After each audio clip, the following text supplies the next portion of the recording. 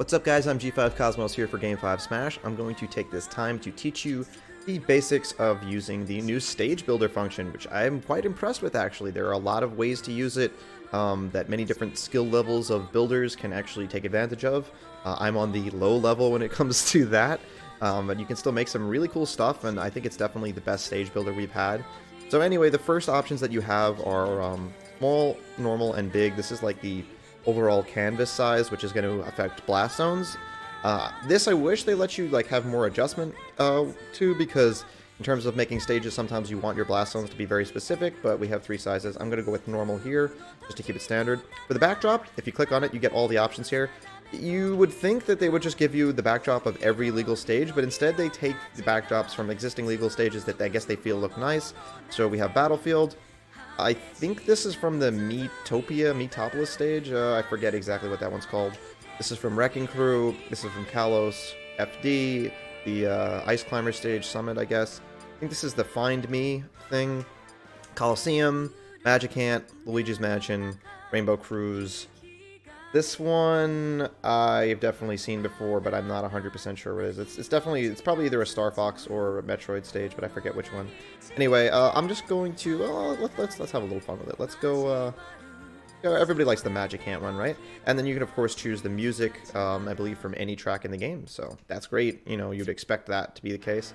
I'm just gonna leave it here. I don't want to get any copyright strikes for choosing any kind of music that people don't like. So sorry, no Persona music. Well, I would love to put that on.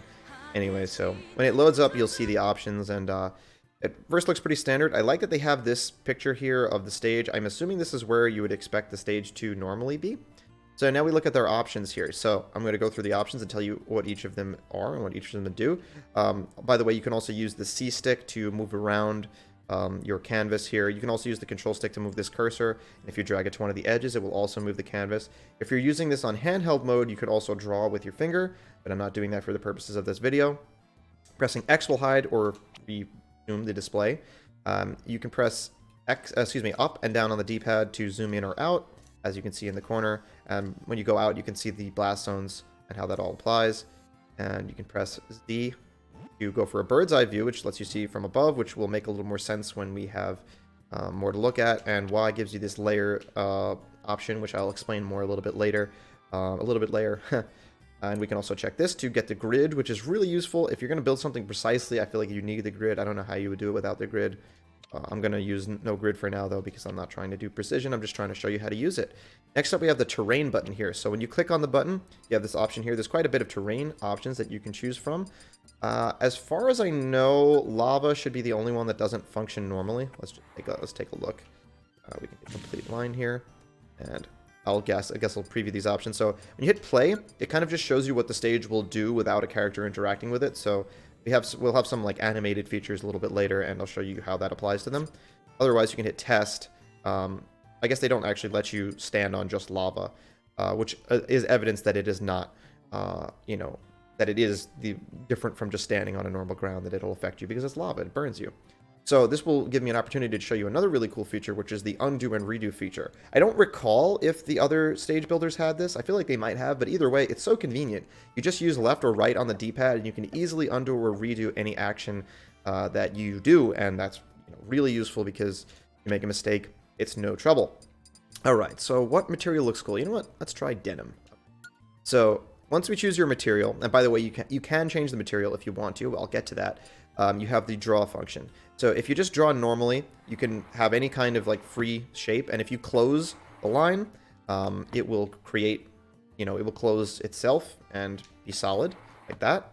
I'm going to undo these. See, very easy, as you can see. You can also just do a straight line, and you can hit complete line down here, and it will just complete the line. And this, I believe, we can stand on, right? Yes. And when we do this, it is a, forget the term, soft, semi-soft, whatever it is, you can fall through the platform. So that's there. You press R and Z to go back. We're going to undo this. You can also, if you're not so keen on drawing a straight line, which is honestly pretty easy. I'm using a GameCube controller right now and having no trouble. You can also make 2 points, and it will just automatically find the line in between them. So that's really useful as well. All right, but sometimes you don't want to just draw a line. That's usually if you want a platform. But we have these other options here where we can have other options. So, well, yeah. we can choose circle, and then we hold and drag, and you can basically, it doesn't necessarily have to be a circle, it can be an elliptical kind of shape. You can make it any way you like. Very free here, and it will automatically fill itself in. There's a big denim oval right there. And you can do the same thing with a square. Pretty self-explanatory, square or a rectangle, however you want it to look. You can do just like that. And the fill button is how you can change materials. So let's say you're fed up with denim, you want carpet. I don't know how they came up with this stuff. Well, as long as you choose the fill option, if you're on a different material than the one that you're clicking on, it will change the material. So we can do double denim, double carpet if we want, double denim, whatever have you. And again, I could just undo to get rid of that like that. And that's all of the draw options. But you could really do a lot with all those options. And that's pretty much the main body of your stage is going to come from the draw option. All right, next up we have the erase feature. Pretty self-explanatory. You can erase anything you want. Just click on something and erase it. There's no more features, but keep in mind that double tapping these things allows you to do that. Next up, we have the edit button. So we can edit things in different ways. When we edit these, we can rotate it like so. Rotate it from dragging. Oops. We click on it here, and we can adjust whether it has grabbable edges or not. I'm actually not sure how that works on an elliptical shape. So let's actually try this shape here. Where's the self-explanatory? So I'll show you. Hit the test button. Test button, and I'm actually curious how I can grab onto this one.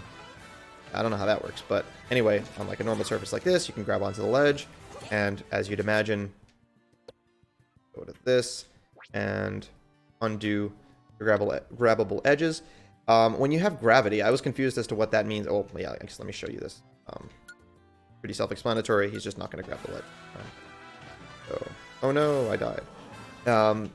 When you have the gravity option, it actually makes the material that you're editing just fall. So I'll show you right here by, well, yeah, I'll just do another tap. So the thing actually falls, and you'll notice that it's gone. It's not coming back. So we can actually change that by hitting the respawn button. So if respawn button, and then we go back to test. It falls down, but it comes right back after a short period of time. And yeah, if I can show you at this point, you can still rotate things with this. Let's actually see what happens when we put them through each other. So it actually just kind of like collides with the other thing, and it seems to drag the other piece down too. So obviously you wouldn't want to do that, but you can have something rotate. And for rotating, this is just like a constant. It's not like it's moving. In other words, you just have it rotated. So, for example, I think it's still falling down because it's tethered to because it's touching the other one. And with edit, you can of course also move your structure. So let's try test again. Yeah, now we can see there's no gravity on the top piece, but it stays in the position that I angled it to. So it's more like angling than rotating if you really want to be specific. Anyway, next up we have gear. So this is when we actually want to have something rotate. We don't have any sub options for this either, but let's say instead of just having this like this, we wanted to rotate it. So what we can do, do we even have controls on this function? I think this is just basically going off of the main pivot point, like setting the point that you're going to pivot off of. But the main controls are here. So you can decide whether it's rotating to the left or the right, and the range that it's going to rotate, and the speed. Smooth reverse, I wasn't really able to tell the difference, but you have this option as well, which will affect like how it changes when it goes in the other direction, I'm assuming. So now you can see how this looks. I'll show you what the play button does when there's actually something to look at. And now you see that the ellipse here is going to rotate, and we saw the other parameters that we can change in terms of the speed and the angle, like the range of rotation. Okay, and so I'm going to leave that setting as rotate. I'm going to get rid of this dropping thing because it's annoying me a little bit. And yeah. So now if we go to the switch option, well, I guess I'll do rail first anyway. So we have a few options for rails. We can draw them in different ways. So rails are kind of like if you've played the Mario series, where you'll have like a moving platform that like moves on a set path. It's like a track that an object, whether it be a platform or like a large object like this, will move under. So we can kind of just draw it. And if you see, now we hit play. Well, we actually have something in the way here, and I believe I have to complete the line. But yeah, let me clear some stuff out of the way here. Better. But you'll see it will move along the path. We can also edit other things like this pivot point here. We can move this around. I'm just trying to platform here. And the pivot point will move with the platform conveniently. And now back to rail. So yeah, so first you have to select the terrain you want to move. Selecting this. And now we make the rail. And now we hit complete line. And there's the rail. And should start moving right along it, as you can see there. And I'm actually curious to see if we hit test. Yes, so you can see the rail itself. See like the path that it's going to take when you're actually playing.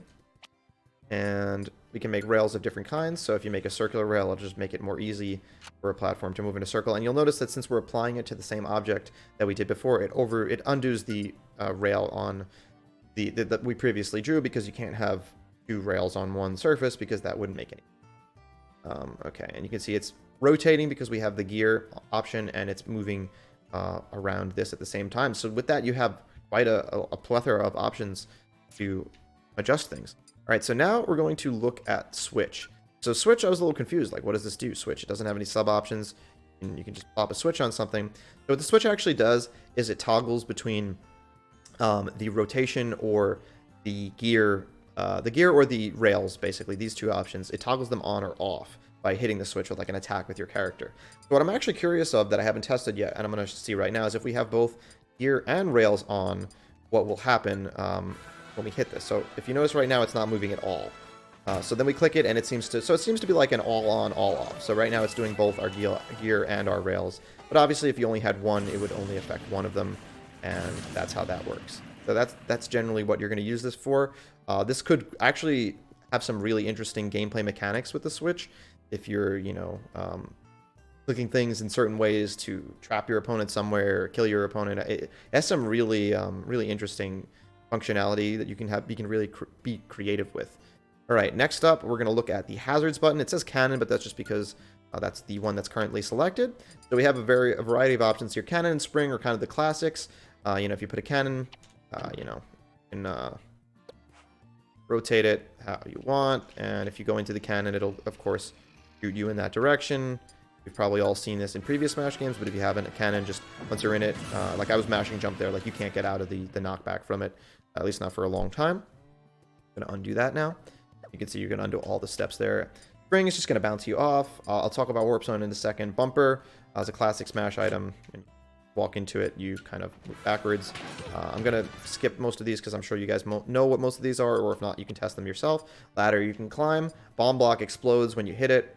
Explosive block is just kind of like a block that you can destroy, I believe. Actually, I'm not too sure about this one. Let's double check. Or maybe this explodes when it's hit with a bomb, I think. So let me show you. I'm pretty sure that's what this is. This one I didn't test this one. Pretty sure when you have a bomb block adjacent to an explosive block, the bomb block will blow up the explosive block. Yeah, there you go. So that's the difference. So if you wanted to have the bombs affect things, then you would build the things that you want affected out of the explosive block.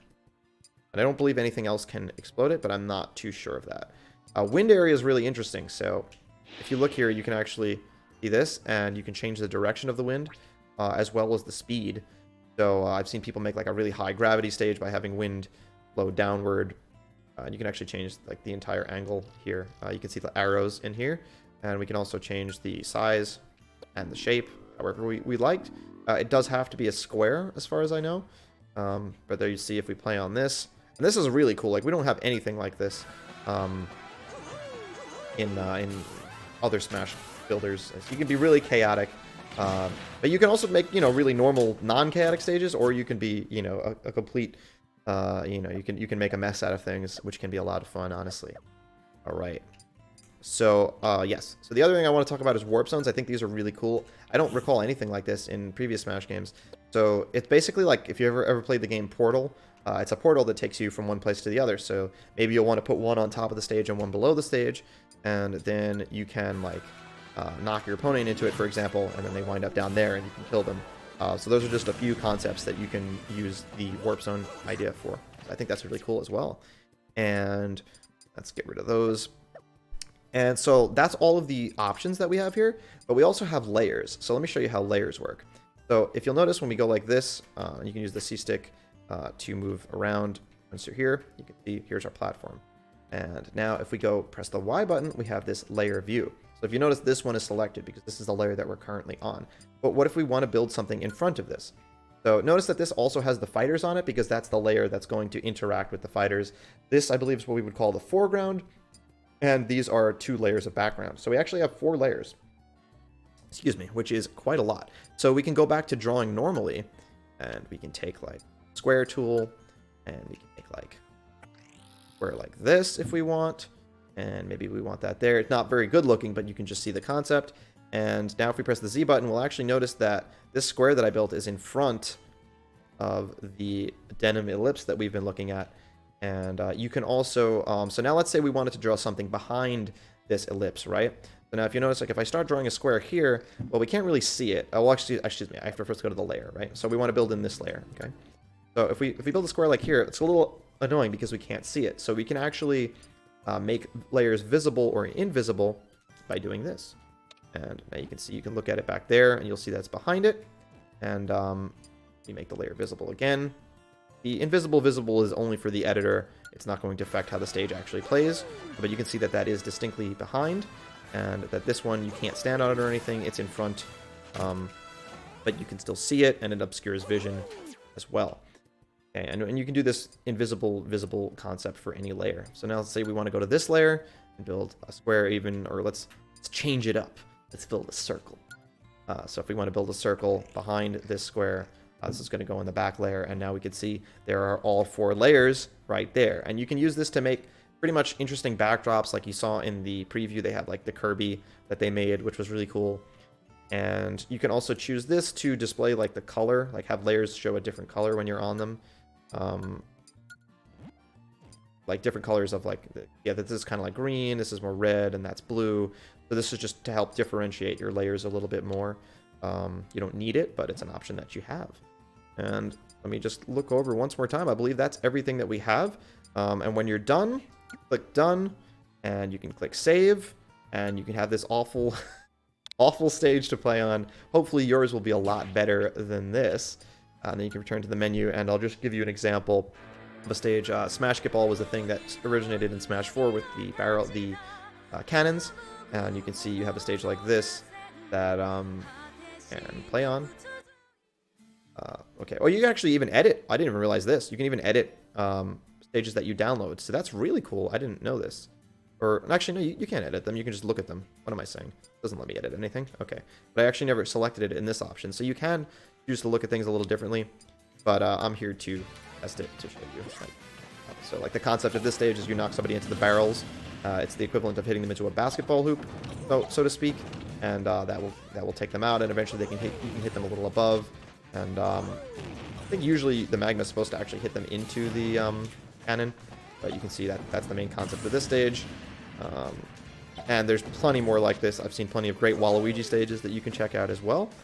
And there's a little platform down here that you can land on, and you can see how the foreground affects those cannons right there. Those cannons are these cannons here are not like interactable. You can't go into them because they're in the foreground. So that's a really cool example of what you can do.